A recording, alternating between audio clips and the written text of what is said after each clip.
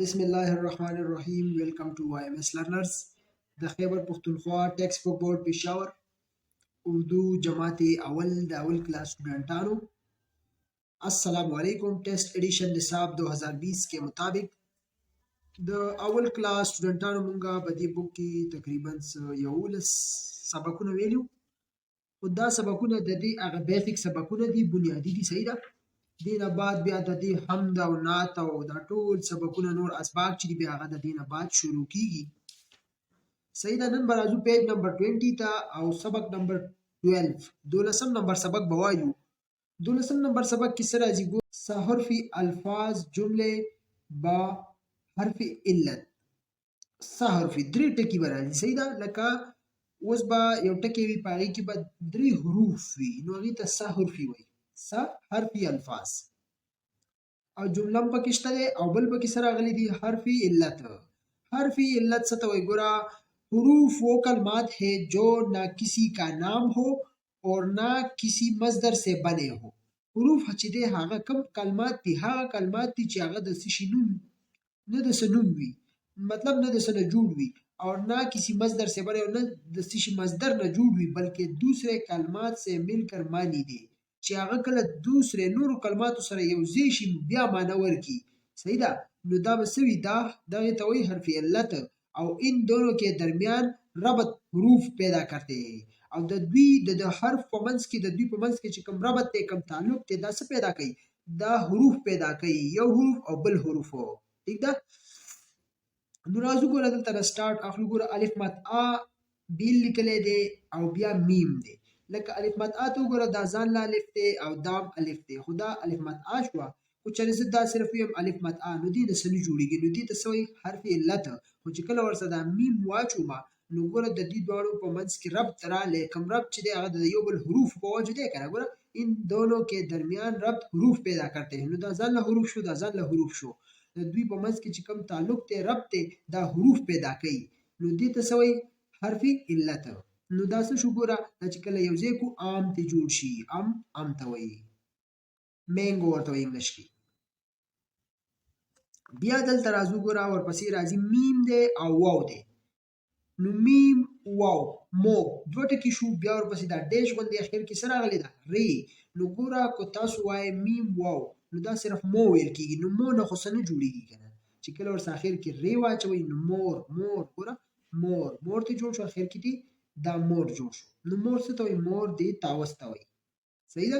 نو د دې نه بغیر ګوره دا کوم ربط چې پیدا کوي دا حروف په وجه پیدا کوي. نو د دې نه بغیر دا معنی نه ورکوي، سړی پرې پوهېږي نه. نو دې ته څه وایي؟ حرف علت. بیا راځي ګوره نون الف دی نه، او بیا دی خو څه دی؟ میم. نو ګوره نون الف چې وایي نه نه خو څه نه جوړېږي. خو چې کله ورسره دا میم ولګوي اخره کې، ګوره نام څه ته وایي؟ نوم ته. ټیک ده. بیا دلته څه دی؟ ګوره کاف الف کا هیڅ معنی نه لري، خو اخر کې ورسره نون واچوئ کان. ګوره نو کان ته جوړ شو. کان څه ته وایي؟ غوږ ته. ټیک شو. بیا دلته راځي. ګوره دلته لاندې بیا څه لیکلي؟ ډال. ګوره ډال دی، هی دا الف دی، لام دی. خو دا هی دا به مونږه وایو نه، خو لیکو به. صحیح ده. او هغه سایلنټ لیټر خبره راځي. ډال الف لام ډال. صحیح ده. ډال څه ته وایي؟ دی ډال ته وایي. بیا دې ته وګوره ډال واو لام ډول. حالانکې دلته دو چشمې هم راغلی ده. ډال دو چشمې هی واو لام. خو دا به تاسو لیکئ، دا سایلنټ لیټرز دی، وایئ به پکې نه. ډال واو لام ډول، دا ډول ته وایي. ټیک شو. لکه ډال واو، نو دا څه معنی نه لري. اخر کې ورسره لام واچو، نو د ده نه مکمل یو ټکی جوړ شي، معنی پیدا شي، نو ډول. بیا نون واو، نو څه ته وایي؟ نو هیڅ معنی نه لري. اخر کې ورسره کاف واچو، کاف. نو نوک. ګوره دا یو ځای شوي دي. نوک څه ته وایي؟ د ستنې چې کومه دا څوکه وي، لکه څنګه چې د دې پین دا څوکه ده، دې ته څه وایي؟ نوک. دغه شان د ستنې دا څوکه چې وي تیره، دې ته څه وایي؟ نوک. بیا ګوره بی دا الف دی با، او بیا ورپسې بیا څه راغلی ده؟ تی. نو بات. صحیح ده. چې کله یو ځای شي بات، خبرې بات ته جوړ شي. خی دا الف دی خا شو، اخر کې څه دی؟ بیا سواد دی. نو دې نه بغیر ګوره دا حرف علت دی، هیڅ معنی نه لري. چې د دې دواړو په یو بل باندې ربط په حروف جوړېږي. نو دا ځان له حروف شو، دا ځان له حروف دی. ګوره خاص ته جوړ شو، یو خاص صیغ وي کنه. ټی دا بیا واو دی، ګوره ټو هیڅ معنی نه لري، اخر کې ورسره کاف، نو ټوک ته جوړ شو. ری دا واو دی، رو اخر کې ورسره کاف دی، نو دا چې کله یو ځای شي روک. ټیک ده. بیا الف واو او اخر کې ورسره کاف دی، نو اوک. بیا بی الف بابا. ټیک ده. نو دا ټول الفاظ همداسې دي. بیا الف مات ا ده او بیا بی د آپ جوړ شو. بیا بی الف ته او تی دی سره باد جوړ شو. بیا جیم دی، الف دی او غاف دی جاگ. بیا شین واو ری دا ګوره شور. کاف واو ټی کوټ او واو ټی ووټ. بیا میم واو ری مور کاناچ. آر کی نوک ډال دارا کی تی. صحیح ده. دا ټول لکه اوس دا جمله کې استعمال کړي دي. همدغه ټکي دي، دا بیل بیلو. خو دلته تاسو ته ویلي دي کنه چې څه حرفي الفاظ جملې دا جملو کې هم دلته استعمال شوي دي چې دا ټکي داسې استعمالېږي. لکه اوس جمله کې خاص څنګه استعمال شوی ګوره، خاص بات. روک ټوک دلته روک راغلی، دلته ټوک راغلی کنه، لکه دا جمله کې استعمالېدی شي. بیا دلته وګورئ دلته نون، لکه دا چې بیا کله همداسې لیکئ کنه، نو نون دا نون دی. صحیح ده. لکه دا چې کله تاسو په یو ټکي کې داسې راشي نو کنفیوز کېږئ مه، دا نون دی. ښه دغه شان کو دا راشي دا هم نون دی. بیا وګوره دا خې ده. صحیح ده کنه. نو دا ټول تاسو دلته تاسو لیکلی شئ. دې نه علاوه دا ټیم کېدی شي. ښه لکه دې ټوک کې وګورئ دا ټیم کېدی شي. ټیک ده. نو دې ته غور کوئ، دا داسې هم راتلی شي. بیا به تاسو کوئ د دې پریکټس په لاندې وکئ. دلته دا ځای تاسو ته درکړی دی، دې سره بیا تاسو دلته پریکټس هم کولی شئ. دا کوم ټکي چې موږ وویلې که نه، دې باندې خپل پریکټس کوئ چې ستاسو لاس پې وچلي او دا ټکي وپېژنئ چې الف ګوره اول داسې راځي، کله بیا یو ځای کې بیا داسې جوړ شي، بیا ترې دا جوړ شي. نو دې باندې دا ستاسو پریکټس پکار دی. څومره چې پریکټس کوئ هغومره به دا څیزه ښه زده کوئ. ټیک ده. نو کوشش کوئ په دې باندې پریکټس کوئ، نو انشاءالله بیا به پوهېږئ او کار به هم چلېږي.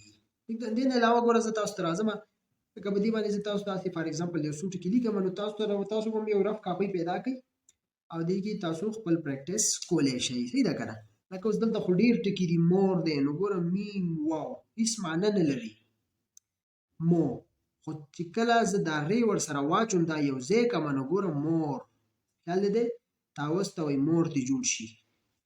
نو دا حرف علت درته ما وویل چې د دوی په منځ کې ربط څه جوړوي، حروف جوړوي. ګوره دا میم واو ری ځان له حروف دي که نه، خو چېرې دا حروف زه لر کړمه نو د دوی ربط نه جوړېږي. نو حرف علت بیا ځکه ورته وایي ځکه چې د دې په معنی باندې بیا څوک نه پوهېږي. ټیک ده. دې نه علاوه ګوره عام دی، الف مات آ مې صرف ولیکل، نو دې باندې به څه پیدا صرف الف مات آ شو.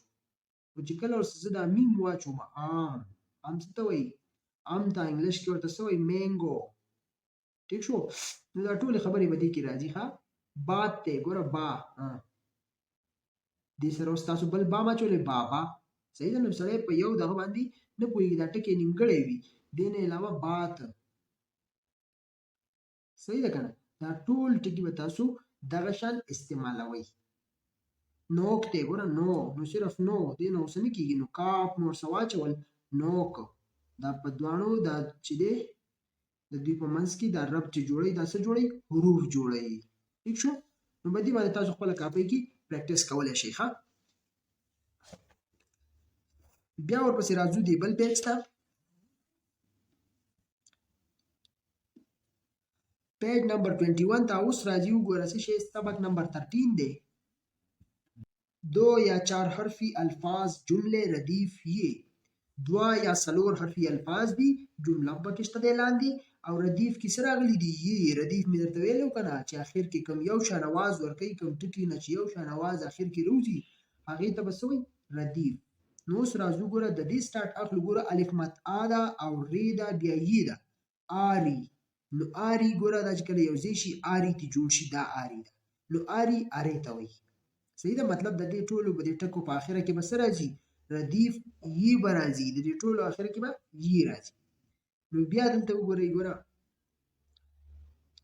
سین یې سی شو. چې کله داسې ګوره بیل وي نو داسې شي یو ځای شي سی یې راغلی ده که نه. ټیک ده. نو ګوره آري مطلب د آري بل کوم ځای کې استعمالېدی شي. ګوره ری یې لکه جاري. خیال دی آري کې ری یې راغلی ده، جاري کې ری یې راغلی ده. د دې استعمال دلته هم کېدی شي. دلته وایي کنه چې 2 یا 4 دوه ټکي هم راتلی شي. لکه اوس ګوره 1 2 3 4 دا څلور ټکي دي. اوس ګوره 1 2 دا دوه ټکي دي، نو 2 دا 2 یا 4 دا څلور ټکي دي. ٹھیک شو. لکه یو ټکی وي په هغې کې هم دوه ټکي وي په هغې کې هم یې راتلی شي. که چېرې څلور ټکي وي هغې کې هم یې راتلی شي. دغه شان جمله کې هم راتلی شي. لام یې لی ګوره دا دوه ټکي دي، نو لی اخر کې لی یې راله. صحیح ده. نو لکه دا په کوم ځای کې استعمالیږي؟ د دې سی کوم ځای کې استعمال شو؟ باسی. خیال دی باسی کې راغلی. دلته دا ری کوم ځای کې استعمال شو؟ جاری. دلته دا لی کوم ځای کې استعمال شو؟ لالی. بیا راځي ګوره تی دا هی دا یې ده، نو تی یې هی خو موږ نه وایو سایلنټ لیټر دی، نو تی یې تی ساتی ګوره دا ساتی کې استعمال شو. ملګری لاندې بیا وګورئ ګوره دال واو منځ کې دو چشمه هی د سایلنټ لیټر کې راځي.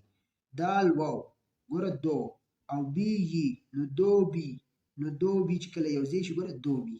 دو بی څه ته وایي؟ څوک چې جامې وینځي، جامې صفا کوي، جامې پاکوي، هغې ته څه وایي؟ دو بی. نو ګوره دا دو بی اخر کې یې راغلی ده. بیا بی دا او یې ده، ګوره بی یې، نو بی بی. خیال دی دا به داسې ټول جوړیږي. ښه بیا ګاپ ته واو دی گو او بی یې، نو گو بی. خیال هم دی گو بی. ګوره گو بی دا موږ ورته ګوپي وایو. ٹھیک شو. دا ګوپي دی. ښه بیا چی واو چو شو او ټي یې، نو ګوره چو ټي دا چې کله داسې وي جوړ شي او بیا تاسې جوړ شي چوټي وړوکی. ٹھیک ده. بیا بصری لفظ ہے، بصری لفظ ہے. ٹھیک ده. نو ګوره روټي باسی ہے. څه مطلب شو؟ وایي روټۍ چې دا هغه څه ده؟ سړه ده.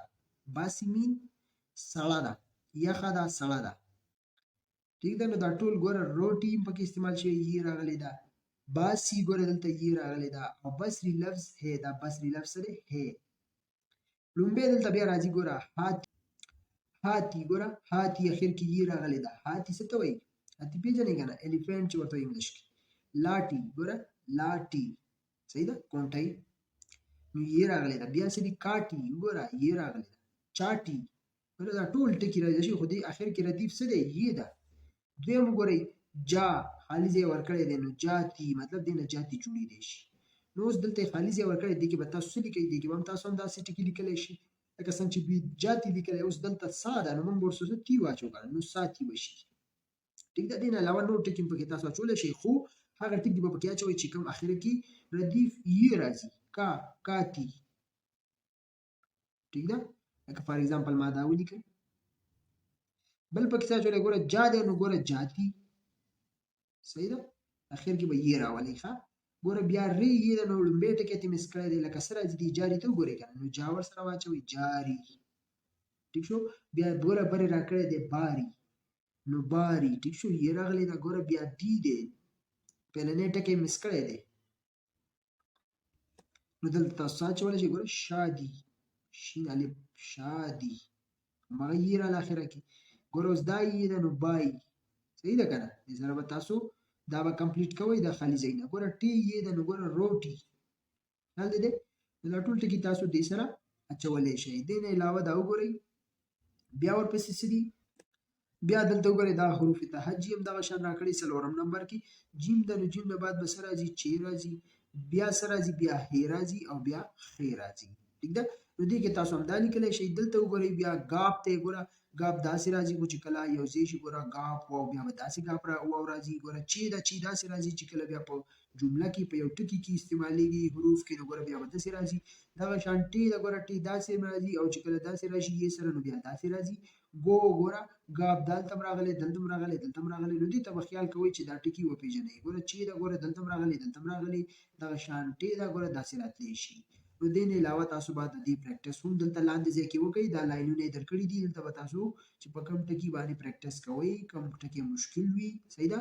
تاسو ټول د دغه سبق کوم ټکي وي، کوم لفظونه وي، تاسو دلته د دې باندې لاندې کار کوئ. دې نه علاوه همغه کاپۍ کې ورته زه یو څو ټکي بیا ولیکمه د دې هم. ٹھیک شو.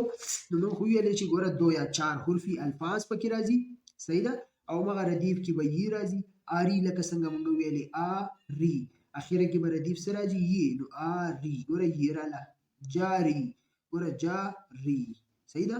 2 یا 4 مطلب 2 ټکي هم کېدی شي او څلور ټکي به راتلی شي خو اخر کې به څه راځي ردیف کې به یې خامخا راځي لکه اوس دا څلور ټکي دي ګوره دا څلور دي 1 2 3 څلور دې نه علاوه زه د دوه ټکي لیکمه ګوره باسي دا څو دي 1 2 3 څلور دا هم څلور ټکي دي صحیح ده زه به څه ولیکمه لکه اوس ګوره زه به ولیکم څه شی سین یې سمپل سی نو دا د دوه ټکو شو ٹھیک شو دا څلور ټکي دي دا هم څلور دي نو دا دوه ټکي ګوره اخر کې یې راغله ٹھیک شو دغه شان ری یې دا هم دوه ټکي دي خو یې راغله اخر کې که نه نو جاري باسي دا ټول تاسو استعمالولی شئ ښه دې نه علاوه بل پکې څه لیکلی شئ ګوره بل پکې لالي تاسو لیدل کړی دا هم لیکلی شئ جاري ساتي وغیره ټول تاسو دې کې لیکلی شئ کاپۍ کې کوم پریکټس کوئ خپل صحیح ده په کوم ټکي نه پوهېږئ هغې پریکټس کوئ نو دا بس تاسو نننی کار امید لرم تاسو به دې ځای پورې به دې پوه شوي وئ صحیح ده انشاءالله بله ویډیو کې به بیا تاسو له مونږ کوم سبق درکو سبق نمبر 14 څوارلسم نمبر سبق به درکو پیج نمبر 22 دې سره زموږ ویډیو سرته رسي او موږ ته دعاګانې کوئ او خپله سټډي جاري ساتئ صحیح ده او زموږ د چینل نوم دی YMS لرنرز د دې چینل په ذریعه تاسو خپل کار خپل ویډیوز خپل نالج ګین کولی شئ څه قسمه مشکلې تاسو ویلی شئ کمنټس کې او کوشش کوئ تاسو خپل ویډیوز جاري ساتئ آنلاین یې ګورئ صحیح ده ډایرکټ یې ډاونلوډ کوئ مه او خپل ویډیوز ګورئ پیپر ته ځان تیار ساتئ ریډي ځان تیاروئ پیپر ته زموږ ویډیو سرته رسي موږ له راکئ اجازت الله حافظ